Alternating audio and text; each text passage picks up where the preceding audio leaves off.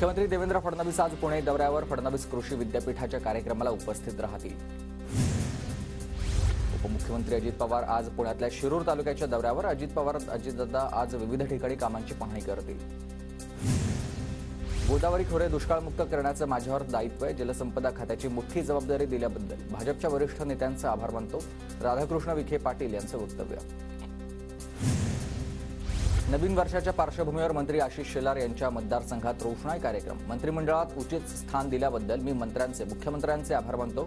जबाबदारी चांगल्या प्रकारे पार पाडेल. मंत्री आशिष शेलार यांचं वक्तव्य. पालकमंत्री पदाबाबत मुख्यमंत्री आणि उपमुख्यमंत्री ठरवतील. मला मंत्रिपद मिळावं म्हणून सगळ्यांनीच प्रयत्न केलाय. मंत्री शिवेंद्रराजे भोसले यांचं वक्तव्य.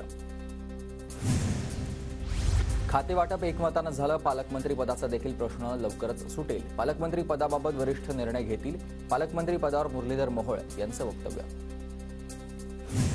पुण्याला मंत्रिमंडळात चांगलं प्रतिनिधित्व मिळालंय. चंद्रकांत पाटील, माधुरी मिसाळ, दत्तात्रय भरणे यांना संधी दिली. मुरलीधर मोहोळ यांचं वक्तव्य.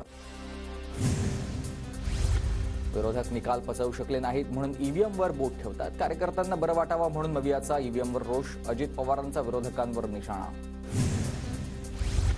लोकसभेचा निकाल जनतेचा कौल. विधानसभेचा ईव्हीएमला दोष दिलाय. अमोल बिटकरींचा खासदार निलेश लंकेंवर निशाणा.